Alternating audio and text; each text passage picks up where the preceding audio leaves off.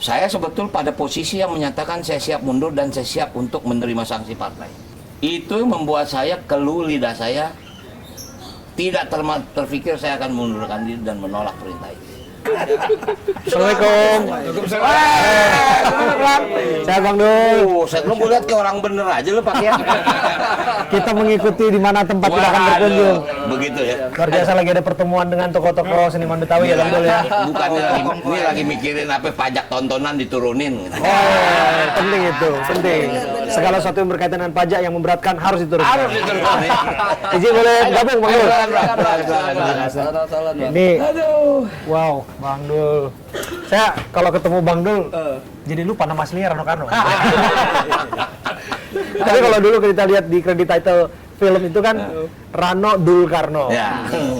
Kita pikirnya itu sudah jadi nama pasti atau nama KTP. Tapi belakangan disebutkan bahwa itu akan jadi nama yang dicantumkan di KTP bahkan di surat pencoblosan, betul loh?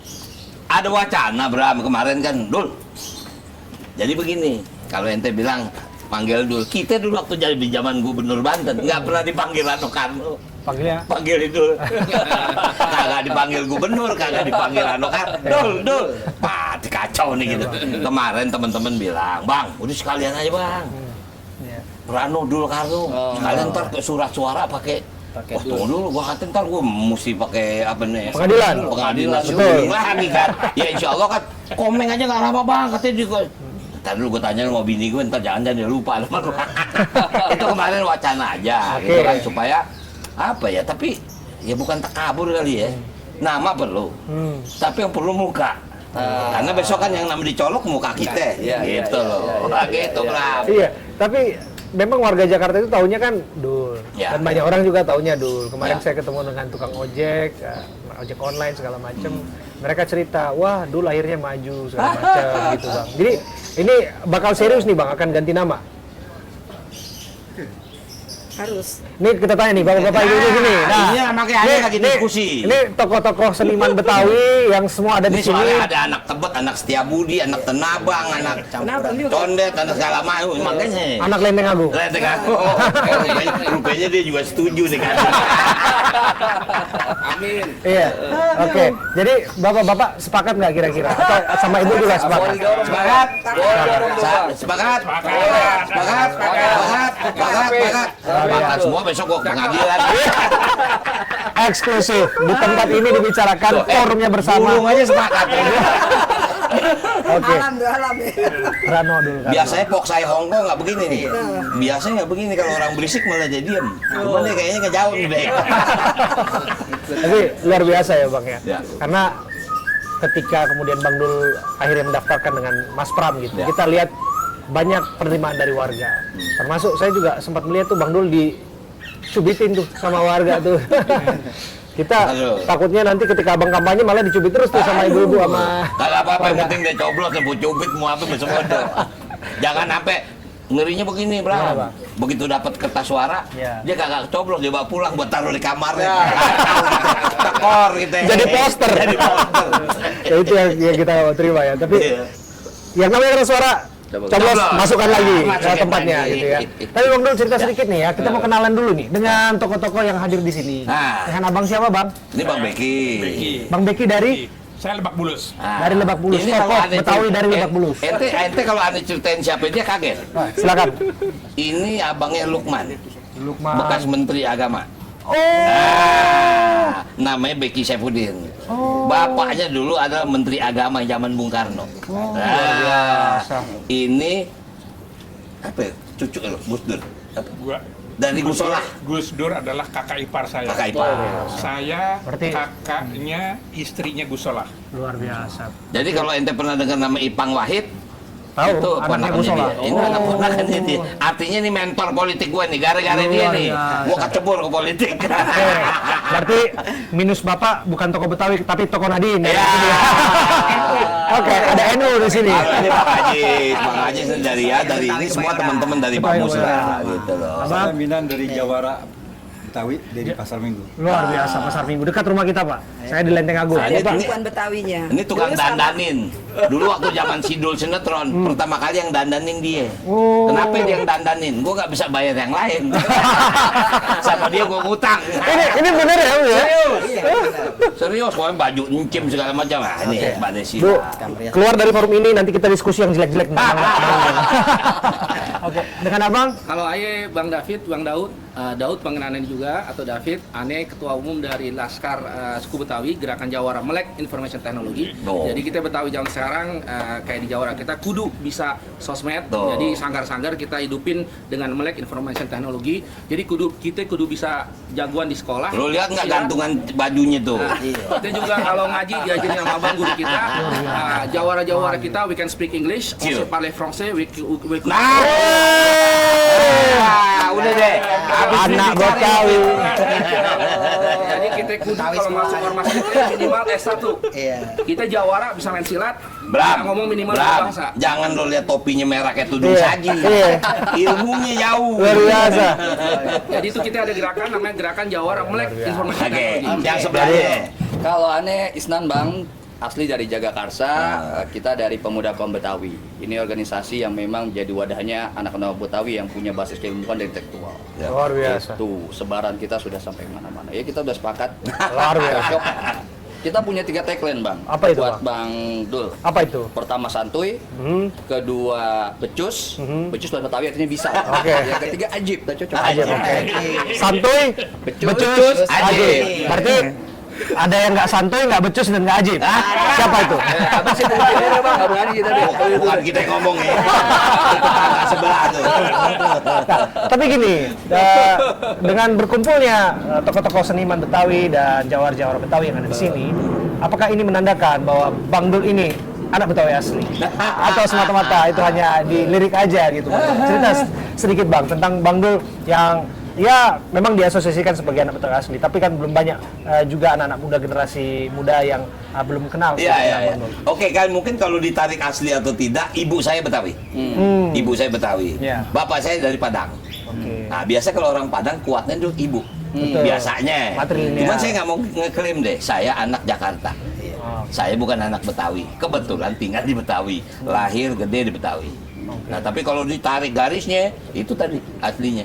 Emak saya Betawi, Oke. gitu Dan loh. masuk dalam organisasi Betawi ibunya. Dan ibu saya juga ya bukan Aktif, apa ya, aktif. aktif di organisasi Bamus, Betawi, di Bamus segala macam. LKB. Luar biasa. Jadi apa yang Bang Dul tampilkan itu di dalam satu tayangan yang menjadi kenangan bagi kita di lintas generasi, Sidul anak sekolahan, itu memang adalah kearifan lokal yang memang sudah tertanam di dalam Betul. diri ya Bang ya. Ya betul ya, itulah aku besar di sana, ya kan. Jadi Anda bayangkan, novel ini aku baca umur 8 tahun. Itu sebuah karya yang bernama Aman Datuk Maju Indo. Betul. Aman Datuk Maju Indo ini orang Sumatera Barat, tinggal di depan stasiun Jatinegara. Nah, ini kakeknya Boy Raffi Ahmad. Oh, mantan kepala BNPT. Mantan BPT. Artinya siklusnya di situ gitu kan. Nah, jadi artinya saya nggak mau masuk ke dalam itu. Itulah Sidul menjadi satu trigger saya bisa sampai sekarang. Karena ya Bram, sejak kecil saya bersyukur saya hidup susah. Saya besar di Kemayoran, di Kepu dalam Gang 7, daerah Pasar Senen. Wah, kita semua tahu lokalisasi pelacuran, pasar burung segala macam. Pasar udah berapa kali kebakaran. Iya. Disitulah saya besar dan sekolah gitu. Luar biasa.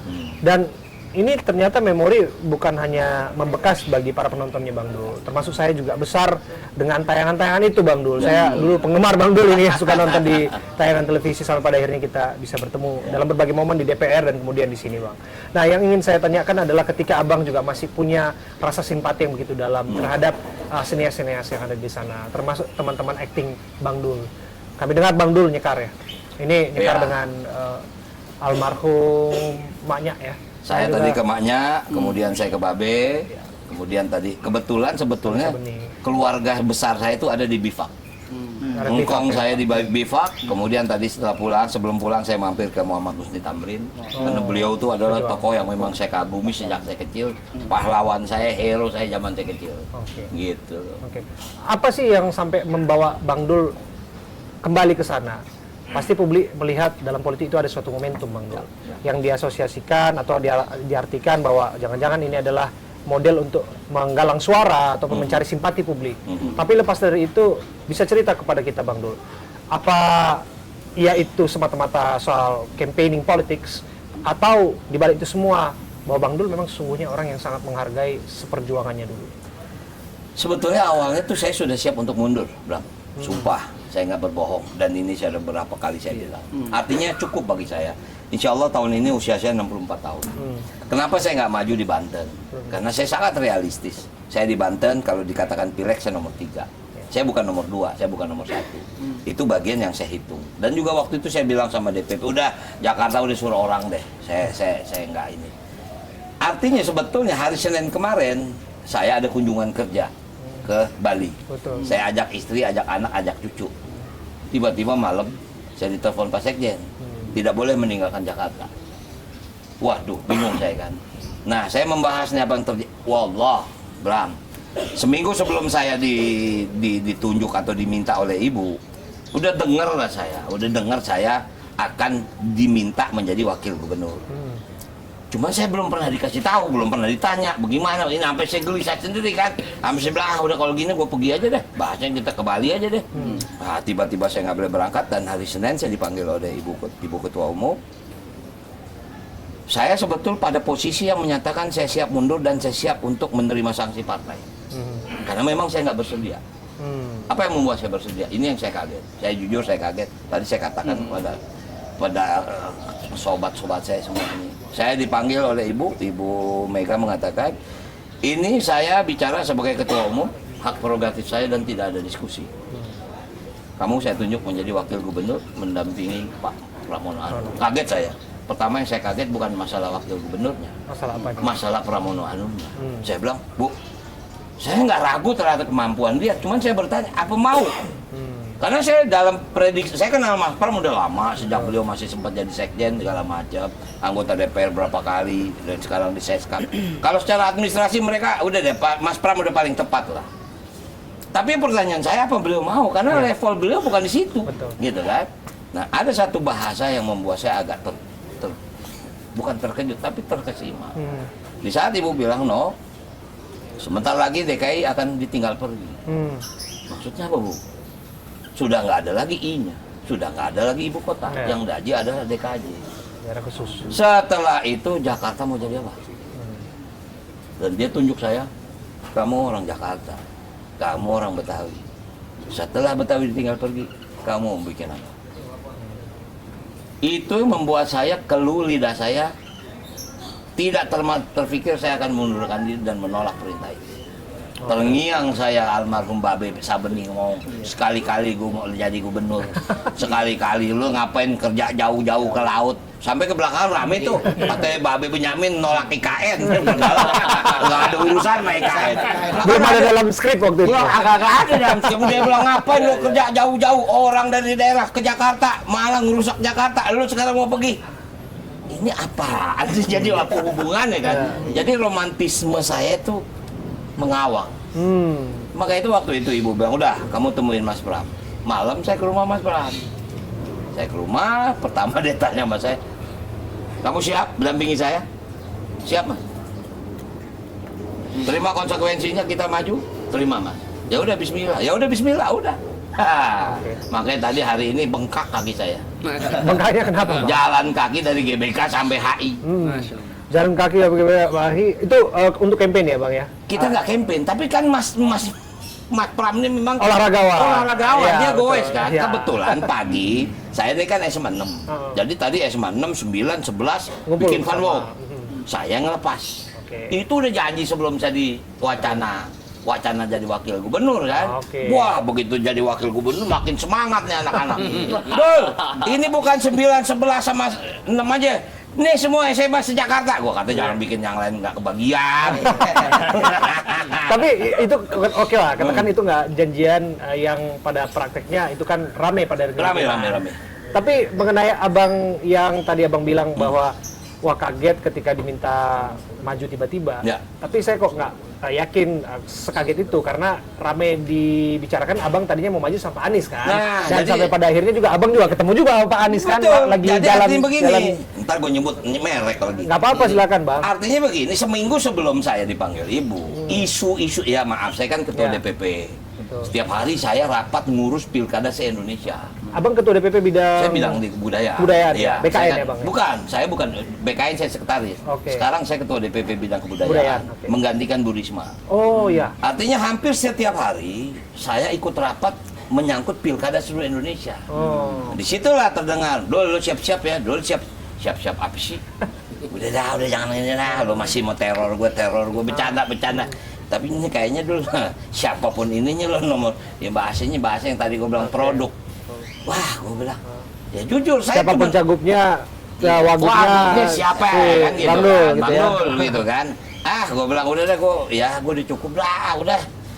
Saya cuma dengar dua nama, jujur aja, antara Mas Anies sama Ahok, gitu kan. Waduh, ini dua-duanya punya kekuatan yang luar biasa kan. Mas Anies banyak melakukan pembangunan, Iya. Ahok banyak melakukan juga pembangunan. Ini menarik gitu Iya. kan. Abang maunya siapa tuh di antara dua itu tadinya? Saya tentu sebagai petugas partai kan harus siap dengan siapa saja. Itu ada dalam ADART. Jadi Iya, iya. petugas partai itu bukannya jongos, bukan pesuruh, Iya. tapi memang kita ini ditugaskan. Ibu Megawati sebagai ketua umum itu juga petugas partai.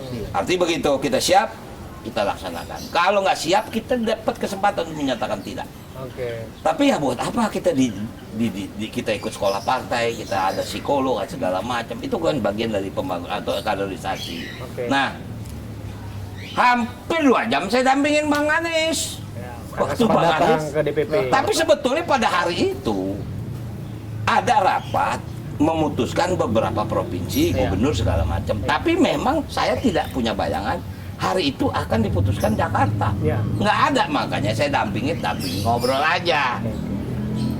Maaf, Bram, ini kadang-kadang di rumah saya ini jadi warung.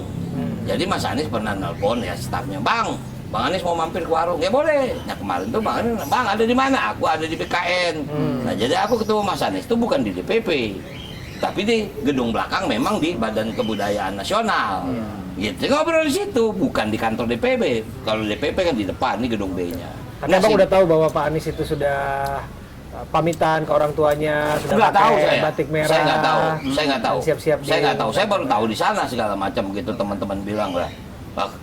Ya saya minta maaf kalau Bang Anies bilang gue sebetulnya biasa gue pergi pasti cium tangan. Iyalah sama kayak Sidul. Pergi juga cium tangan mau jadi apa kita cium tangan aja kan temannya kan.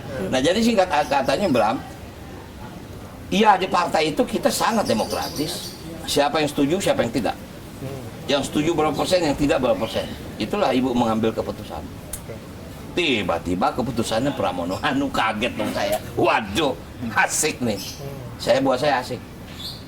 Karena memang kalau memang Jakarta yang ditinggal dan menjadi kota yang baru, ini harus ditata ulang dari awal. Iya. Nah, Pramono Anung lah orangnya. Oke. Menurut saya. Oke. Gitu. Ahok sempat ngobrol juga. Ahok sempat ngobrol. Kalau Ahok tahu kan nggak usah ngobrol, dia ngoceh aja kan. Ya karakter Ahok kan seperti itu. Makanya surprise lagi. Oke, kita biasa. Begitu kita nggak ditunjuk, kecewa pasti, Cing. Cuman kan kita paham-paham dong. Mungkin ada strategi lain. Ini politik gitu kan. Makanya saya selalu ngobrol sama Utut kan jago main catur kan deh. Wah, ini makanya mentor gue di sono begini, ntar begini gue pusing juga gue lama-lamanya. Nah jadi singkatnya, Ahok orangnya sangat, ya memang Ahok begitu karakter. Tapi kalau udah keputusan, apapun dia ya patuh. Oke. Gitu. Oh itu ada keputusan Bang. Tapi Ya. banyak juga ada harapan tadinya nih Ya, tadinya ya. ya. Kalaupun memang ya dipasangkan dengan Mas Pram, banyak yang bertanya kenapa nggak Dul aja yang jadi calon gubernurnya, Mas Pram cari calon wakil gubernurnya. Ini tanpa mengurangi rasa hormat saya. Seberapa senior Mas Pram melanglang buana di dalam politik, saya tahu Mas Ya. Pram, saya ikuti karirnya. Ya. Tapi lepas daripada itu, bahwa kelihatannya secara profiling banyak publik yang menanyakan bahwa seharusnya Bang Dul lah yang jadi calon gubernurnya gitu. Mungkin kalau dilihat secara pengalaman, beliau harus diakui. Ya, kalaupun misalnya nih, Iya. Bram, misalnya Iya. Ibu minta saya jadi gubernur, Pramono jadi wakil, Iya. saya nggak mau. Karena Saya mau Mas Pram jadi gubernur. Cukup bagi saya jadi wakil gubernur. Karena sistem pemerintahan ini beda, Bram. Oke. Kita maaf, saya 10 tahun di dunia birokrasi. Hanya ada 2 tugas, yaitu pilihan wajib dengan pilihan urusan wajib dengan urusan pilihan. Wajib itu masalah dasar, kesehatan, pendidikan, Ya, segala macam lah.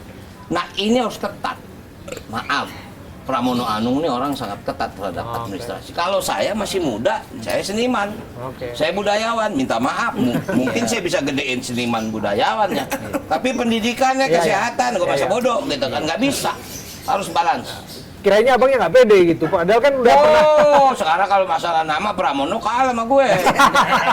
Ya kan abang kan sudah nggak jadi. bisa begitu. Saya sadar gitu loh. Sadar, Bra. Maaf. Ya kalau sekedar jabatan, gue pernah jadi gubernur. Itu yang aku maksud. Abang kan sudah pernah jadi gubernur di Banten, gitu iya. kan ya. Dan warga secara jumlah juga lebih masif di Banten dibandingkan dengan DKI Jakarta, gitu kan. Udah, ini cukup deh 5 tahun gue jadi wakil, besok gue baru jadi gubernur. Berarti ada cita-cita yang lebih besar buat itu. Buset, 10 tahun lagi umur gue udah 75 lagi. Belum tentu gue kuat ngomong begini. Ya, paling Nah, nggak- artinya aku sadar. Aku nggak bertanya di saat ibu memberikan perintah. Kalau memang perintah, maaf, kita dididik untuk harus patuh kepada pemerintah. Walaupun kita masih bisa diskusi. Tapi ibu udah bilang, ini saya bicara sebagai ketua umum, Ya. hak prerogatif saya, tidak ada diskusi. Udah, mau ngomong apa? Pilihan cuman kalau mau atau kamu pergi. Udah, titik. Saya hanya tergelitik ketika mengingat apa yang disampaikan oleh Babe Sabeni dalam skripnya. Kan yang disebutkan, Dul, kira-kira doanya akan jadi gubernur, gitu kira-kira ya narasinya, kurang lebihnya. Bukan calon wakil gubernur gitu kira-kira. Benar. Tapi mengenai itu, Bang Dul, saya ajak ke sana. Itu benar-benar spontan, impromptu, Improv atau kayaknya Bang Dul ya. Barangkali gini, Bram. Ada di dalam skripnya Bram, nggak sih waktu gini, itu? Bram, kamu bisa cari jejak digital. Iya. Ternyata Babe itu pernah ngomong dalam film Cyrano. Itu tahun 72. Oke. Zaman itu saya sama Ratmi B29, jadi saya diangkat sama Babe jadi tukang tahu goreng. Dia ngomong, nih bakal jadi calon gubernur Jakarta. Itu dari dulu dia udah ngomong. Oke. Memang orang mungkin lebih ngeh lewat sidul. Jadi maaf, Bram, inilah kolam renang sekarang ini saksi bisu tempat Babe duduk di tengah. Dulu ini tempat sampah. Oke. Nah, itu rumah gue ini di komplek. Iya, Cuman iya. di kampung, bukan tanah komplek. Ini dia ngelamun. Sekali-kali gue mau lihat dulu, jangan jadi tukang layangan, jadi tukang buah, jadi tukang ini. Gue mau lo jadi gubernur. Itu berkali-kali dia bilang, sampai adegan di rumah di depan warung. Itu menjadi aneh. Maaf, ukuran gubernur waktu itu dia kan tidak ngomong tentang Jakarta. Betul. Dia mau Sidul jadi gubernur. Gue pernah jadi gubernur. Banten. Tercapai cita-cita itu. Tercapai cita-citanya. Kalau sebagai gubernur DKI, sabar. Ada waktunya. Dan ikuti prosesnya. Ikut ya. proses. Luar biasa, Bang Dul. Dan Bang Dul, tentu proses ini juga nggak mudah ya, Bang. Karena kita melihat dalam upaya untuk mencapai cita-cita itu harus ada yang dikorbankan. Abang disebutkan juga mundur dari anggota DPR ya, Bang. Ya. Tapi tersisa tinggal berapa bulan lagi sih ini sebetulnya? Oktober kan tanggal 1 pelantikan. Betul. Ya, tapi Abang kan, akan dilantik kan nanti tanggal Loh, saya udah mundur.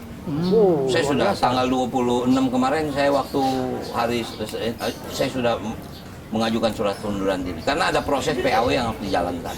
Aduh, Bang Dul mengecewakan konstituennya dong di Tangerang Selatan, Tangerang Raya Tapi sekitarnya. semua yakin apapun apa yang saya lakukan ini untuk juga kepentingan Banten. Banten ini kan masuk dalam teritori Jabodetabek Punjur. Maaf, saya ini pernah menjadi ketua tim Jabodetabek Punjur waktu saya jadi gubernur Banten. Jadi seluruh gubernur yang ada di sekitar Jakarta, wali kota, bupati, itu anak buah saya. Betul, serius. Itu digilir. Iya. Nanti gubernur Jawa Barat, nanti gubernur DKI, nanti gubernur Banten, levelnya gubernur memang. Karena kalau wali kota, bupati itu bukan level di situ. Gitu. Abang nggak takut kehilangan jabatan? Nggak. Ini kan belum pasti nih, Bang.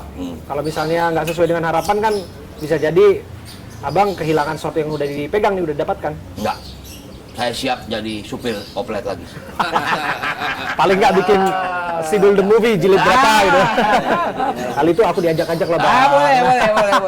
Boleh. Tapi saya yakin masalah ke Jakarta nggak tega ngeliat Sidul balik jadi supir oplet. Itu kuncinya. Ridho jadi gubernur. Lebih ridho jadi wakil gubernur. Pilih, jangan lupa. Ya itu belum masa kampanye tapi kita berikan hak. Karena itu adalah boleh. kemerdekaan Kan belum bersuara, ada nomor. berpendapat. Belum ada Betul, nomor. belum ada Lu nomor. wawancara gue jadi karena gue jadi wakil gubernur kan. Ya. Tapi bicara mengenai Jakarta, Bang, Ya. kan kita ingin mengembalikan kota ini menjadi kota yang tentu saja maju, tapi juga berbudaya. Ya. Maka dari itu, kita terus menghargai bagaimana pemegang hak suara, warga setempat, warga yang secara turun-temurun kita sebut ya warga Betawi lah dan Ya, sebagainya. ya, ya. Terlepas dari bahwa memang ada banyak sekali keanekaragaman suku Betul. dan budaya yang ada di Jakarta. Betul. Abang dengar nggak sih sebetulnya bahwa calon kandidat lawan abang tentu sudah tahu juga Ya, ya. bahwa bukan asli Jakarta. Ya, ya. Beliau adalah mantan gubernur Jawa Barat. Ya. Satu lagi Purnawirawan Jenderal Bintang 3 di Polisi. di kepolisian yang juga kita tahu ya setidaknya bukan asli Jakarta juga gitu. Abang mau bilang apa soal itu? Saya nggak mau masuk ke dalam komunitas itu, walaupun saya punya hak untuk bicara gitu. Iya. Saya kenal Bang Ridwan Kamil, saya waktu jadi gubernur, dia juga jadi gubernur, saya tahu. Walaupun mungkin yang ketiga saya nggak kenal, saya baru dengar nama. Artinya wajar kalau kita melihat identitas itu. Oke. Tapi saya nggak suka main-main seperti sama, misal pertanyaan Anda, Bobotoh atau Jackmania. Ini sepak bola sportif. Biarkan saja mereka bermain. Tidak ada persaingan. Kalau begini terus kita nggak pernah main di tingkat dunia. Artinya begitulah. Walaupun memang secara statistik kita lihat, Jakarta itu komponen terbesar. Maaf, pertama 34% adalah Jawa. Jakarta Betawi 31%. Sundanya nggak banyak, kecil. Maaf kalau kita bicara itu. Ya, itu kan demografi, Bang. Itu demografi namanya kan. Nah makanya itu pasti komponen Betawi juga akan mereka tarik. Pasti. Makanya saya bilang saya ketemu nih. Silahkan. Jangan kita paksain, nggak harus semuanya ngedukung kita. Belum kita benar semua. Ada yang mengikut sono, ayo silakan. Cuman jangan nyesel. Kalau kita menang nggak ke bawah. Aku suka semangat dari Bang Rano yang pede ini ya. Karena pada prakteknya kan Abang hanya diusung oleh PDI Perjuangan Nah, seorang. itu yang menarik. Sementara ada mesin partai yang secara berombongan Ya. mengusung Pak Ridwan Kamil Ya, dan ya. juga Pak Suswono. Ya, ya. Abang nggak gentar itu? Kalau gentar saya nggak maju dan saya nggak mundur. Ini yang membuat saya nggak gentar. Satu, Ibu Mega bilang bagaimana masyarakat Betawi. Wow, saya berdiri di depan. Walaupun mungkin saya juga bingung dari mana saya harus mulai. Saya undang nih saudara-saudara saya. Yuk, mulai dari mana? Gue lihat lu dari jauh, urusan lu berantem aja. Kagak solid. Ayo, sekarang gue perlu bantuan lu solid. Ini tujuan buat kita semua, gitu. Intinya seperti itu. Artinya ini satu konsekuensi. Pasti kita berusaha untuk menang. Menang itu bukan berarti cuma enggak. Iya. Memang ini kompetisi. Iya. Pasti Siapapun akan pasti ada ada pemenang, pemenang. pasti ada yang kalah. Tapi nggak haruslah kita menjadi, wow gue hebat lo tidak, nggak begitu. Gue dari dulu dididik nggak begitu. Jadi artinya memang ini satu mekanisme harus kita lalui. Nah jadi artinya tentu saya siap untuk menang dan saya siap untuk kalah. Yes. Kalau mengukur kemampuan lawan, Bang, teknik Sun Tzu kan katanya Ya. ukur kemampuan dan kelemahan lawan. Ya. Dan dari situ kita bisa melakukan semacam siasat untuk memperoleh kemenangan. Betul. Antara Pak RK Suswono atau Dharma Pongrikun dan Kun Abioto, kira-kira lawan mana yang paling berat? Ya RK lah. Ya, karena dia banyak mesin partainya ya. Iya dia banyak mesin partai, dia punya pengalaman. Orang tahu lah Kang Ridwan bagaimana. Tapi kalau teman saya yang satu lagi kan orang blank, nggak tahu. Oke. Yang saya dengar Abang ini malah mencoba untuk membujuk Anies Baswedan menjadi bagian dari pemenangan Pramono dan Mas Pram dan juga Bang Rano. Saya nggak menagih janji, tapi saya yakin Bang Anies tahu bagaimana saya memperjuangkan dia. Saya memperjuangkan dia. Memperjuangkan apa? Ya untuk dia ikut, untuk dia menjadi dipilih. Dipilih Loh, saya ini sebagai DPP. Saya punya hak untuk memberikan masukan kepada partai. Ya kan tadi saya bilang ada dua calon, Oke. Bang Anies, Ahok. Oke. Saya jujur bukan nggak suka sama Ahok, tapi saya lebih firm kalau memang itu sama Anies.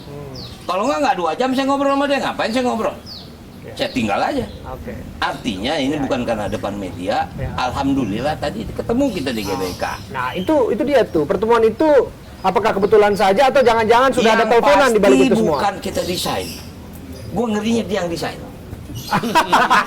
Ya. Soalnya begini, waktu kita lagi jalan, kita mulai jalan dari GBK, jalan ke HI, Ya. lagi jalan, banyak orang tuh, Mas Pram bingung, wah rupanya begini itu, lo terkenal juga, udah Mas, kalau soal terkenal jangan tanya gue, orang Jakarta yang nggak kenal gue nggak punya TV, gue bilang.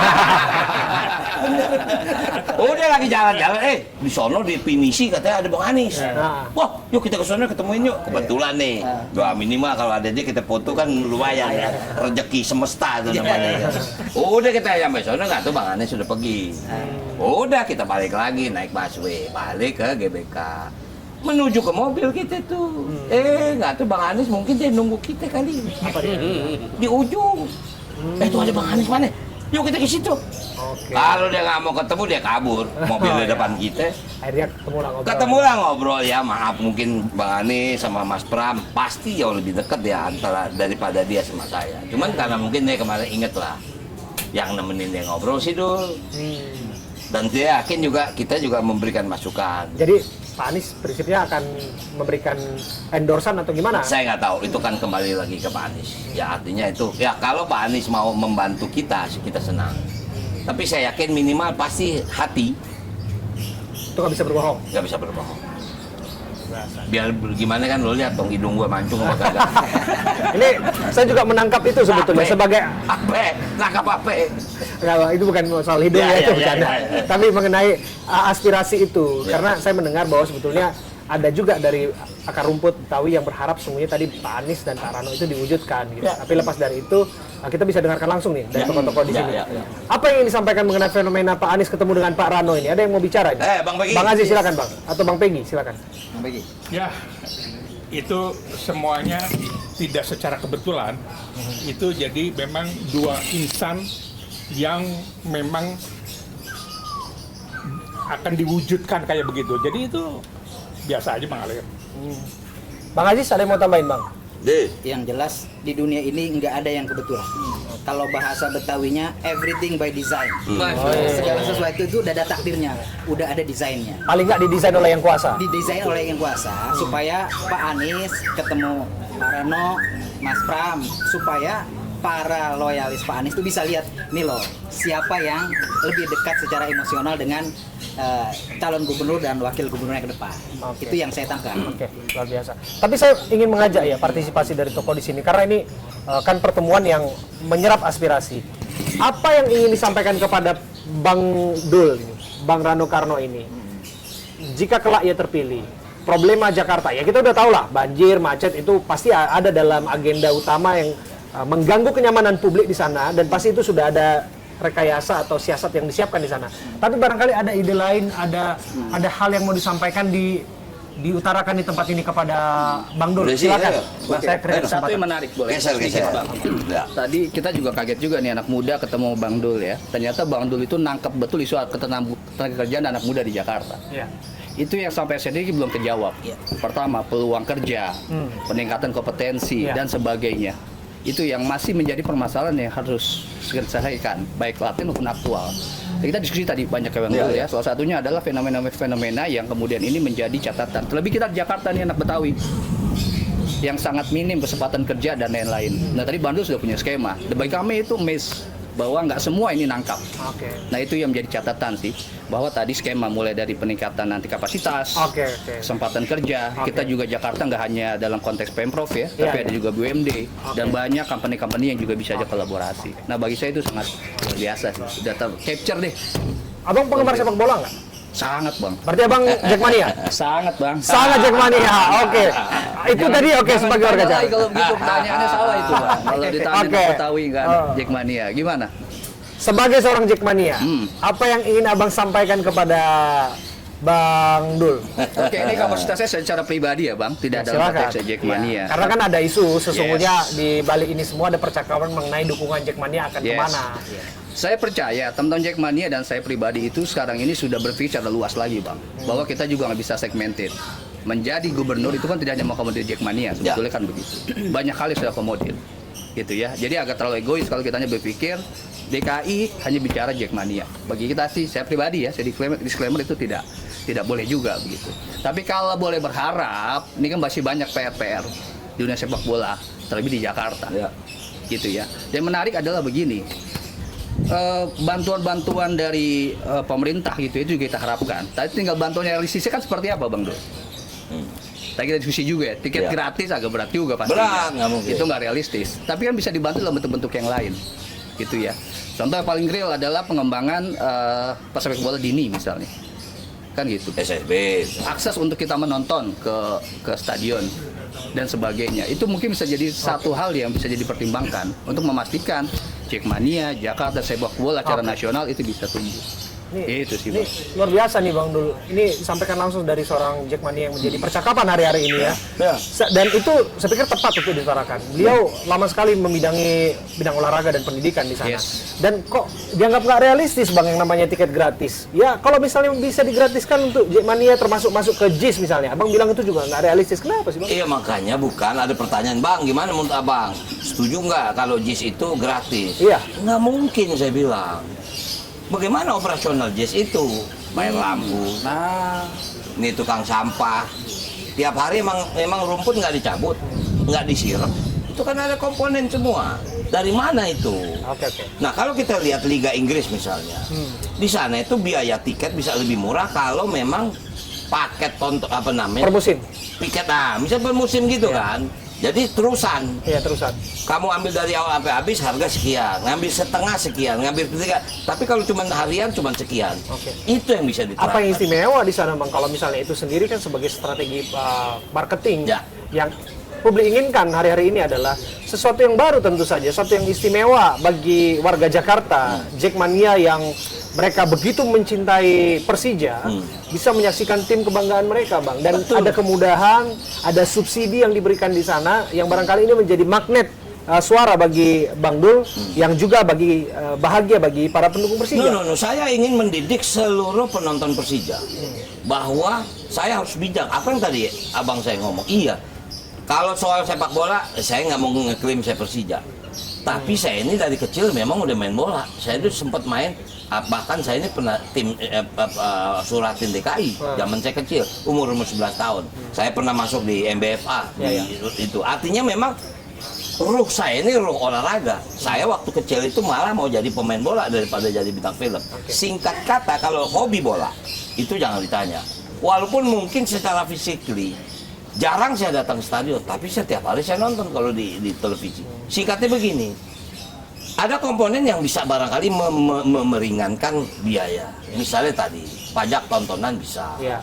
harga sewa JIS bisa. Oke. Tapi kalau gratis, saya nggak mau janji. Nggak mungkin aja. Artinya akan ada kortingan Iya. yang serasional mungkin, Betul. yang akan dipikir ulang Betul. oleh benar, Bang Dul ya. Saya tahu bagaimana Bang Anies tuh susah payah bangun JIS. Iya. Itu kan tanah BMW awalnya. Iya. Ya kan, untuk memindahkan masyarakat kita yang dari situ tidak mudah. Nah artinya sekarang sudah jadi.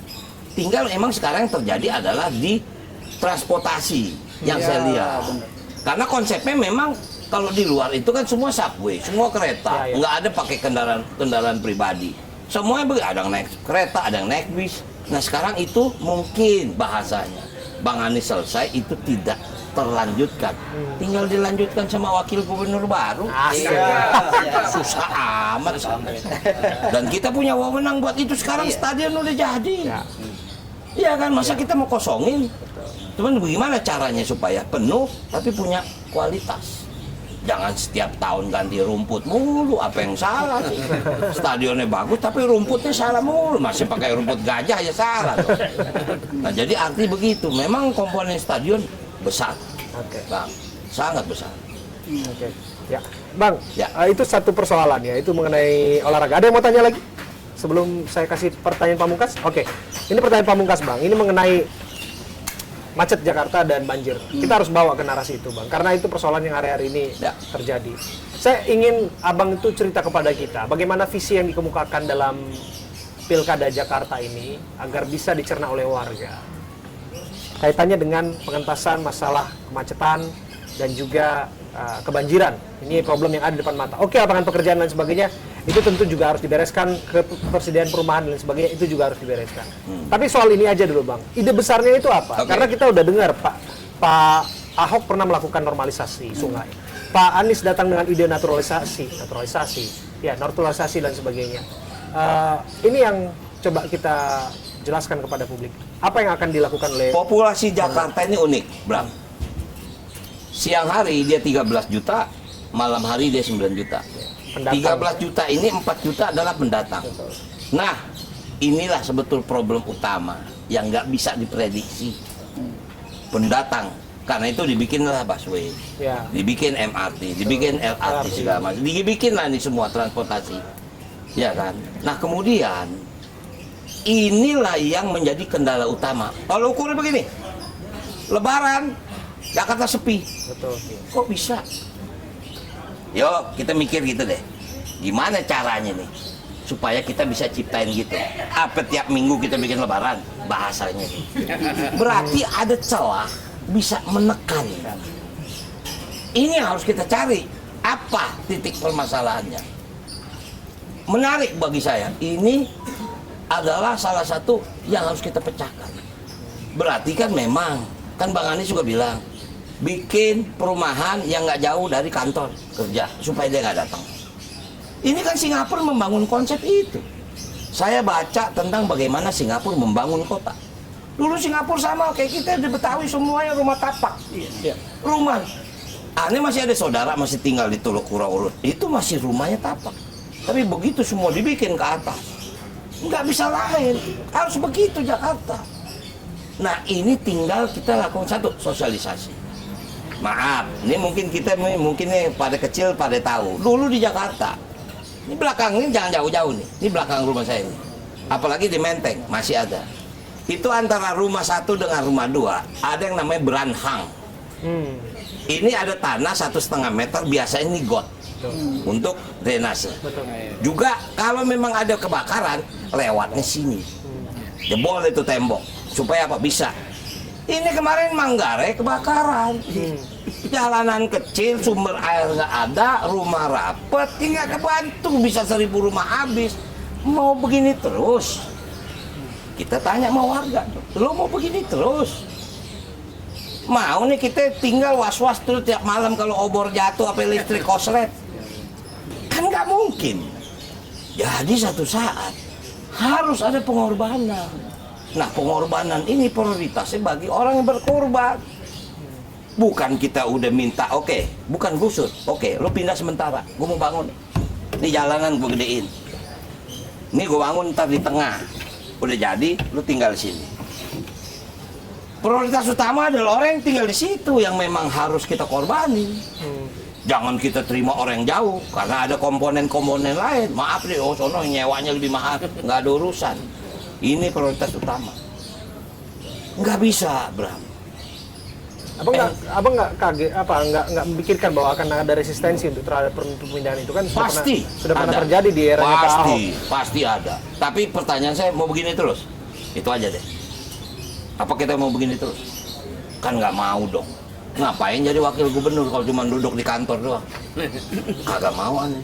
Ini baru pikiran kasar. Kemarin pengalaman Masya Allah di Manggarai. Sekarang bayangin sampai orang tidur di stasiun. Untung ada stasiun. Kalau kagak mau tidur di mana? Iya kan? Nah jadi ini masih, ya kita tahu. Walaupun kita juga tahu, ini pasti harus ada yang dikorbanin. Artinya harus ada yang dipindahin. Sementara ngebangun. Maaf nih, rumah susun Manggarai kan kosong. Apa yang salah mau rumah susun itu? Kenapa kosong? Pemerintah daerah udah menyediakan, kok nggak ada yang mau masuk ke situ? Mahal kali. Oh, ini kan mesti dicari solusi. Pak Ahok sudah pernah mengerjakan itu, Bang. Iya. Ya, apa bedanya yang itu kemudian kalau kita dalam lakukan? tata ruang itu udah pendidikan basic yang gue pelajarin di ilmu kepemerintahan. Bagaimana kebijakan kebijakan kota itu semua standar. Kecuali kita puas dengan lahan. Kita kan terbatas nih. Jakarta ini terbatas luasnya. Populasinya sudah semakin bertambah. Makanya kenapa ada kebijakan Jabodetabek punjur. Kalau nggak kan nggak diciptakan itu. Oke. Gitu loh. Oke, Bang. Terakhir, Bang. Ke depan setelah Jakarta ini akan ditinggalkan, dalam bayangan Abang akan seperti apa kota ini nantinya? Abang melihat kota ini akan jadi apa dan apa yang akan berbeda di Jakarta apabila Bang Rano Dulkarno yang menjadi wakil gubernurnya? Sebetulnya saya melihat akan cukupnya Jakarta untuk tinggal. Sekarang udah overload. Yang saya tahu kira-kira hampir 800.000 ASN akan pindah. Mungkin dia stay atau dia kembali. Stay itu artinya dia tinggal sana atau dia tiap minggu dia pulang. Artinya kemudian banyak aset-aset pemerintah yang akan kosong. Nah, apa kita mau diemin jadi tempat jin buat anak? Kan nggak mungkin. Kan mesti diisi. Banyak cara ini untuk mengisi gini. Nah, artinya memang ini momen, maka ibu bilang kalau Jakarta nggak jadi ibu kota, dia dari Jakarta, lo mau apain? Menarik. Makanya saya bilang, begitu kita baca APBD DKI 85 triliun, apa aja yang dikerjain, ini. Itu 2024, 2025. Kita udah punya visi misi. Tapi nggak bisa kita masukin sekarang. Visi misinya besok, 2025, 2026. Perubahannya di perubahan anggaran. Ini udah APBD diketuk DPR, kita nggak bisa ganti. Kita cuma lihat, coba lihat pendidikan bagaimana. Kemarin guru honorer dipecat, diangkat lagi. Kenapa sih begitu? Oh, ini PPDB kenapa masalahnya nih? Oh, sekolah kita kurang, sekolah negerinya kurang. Berarti kita harus bikin sekolah negeri lagi. Pertanyaan, di mana lahannya? Nah, kemarin kita ke rumah sakit Tarakan, dari rumah sakit di atas got. Itu zaman Pak Ahok tuh. Coba bayangin kalau zaman Ahok nggak bangun rumah sakit Tarakan. Tarakan nggak punya rumah sakit umum daerah. Itu rumah sakit umum daerah kelas A. Bayangin. Semua alatnya lengkap, dokternya hebat-hebat. Jadi tinggal tugas wakil gubernur besok bagaimana mensejahterakan masyarakat Jakarta. Lo yakin sama gue dah? Luar biasa. Ajib. Luar biasa. Kita berikan tepuk tangan dulu lah untuk Bang Dul ini. Wow. Bang Dul, kok Ya. saya terngiang-ngiang dengan kalau sama Bang Dul itu dengan lagu itu tuh susah. Pada hafal nggak sih lagu Sidul anak sekolahan? Pada hafal nggak? Anak Betawi. Mau dong. Ketinggalan zaman. Ini record ya kita masukin. Dia jadi nyanyi deh. Nah ini kita mau Apa? sama-sama nyanyi lagu itu. Aduh sialan itu. Aduh Bang. sialan. Ya, 1, 2, 3 go. Aduh sialan. Nih Sidul, anak Betawi asli. Kerjaannya sembahyang mengaji. Sembahyang mengaji, Fit. Tapi jangan bikin dia sakit hati.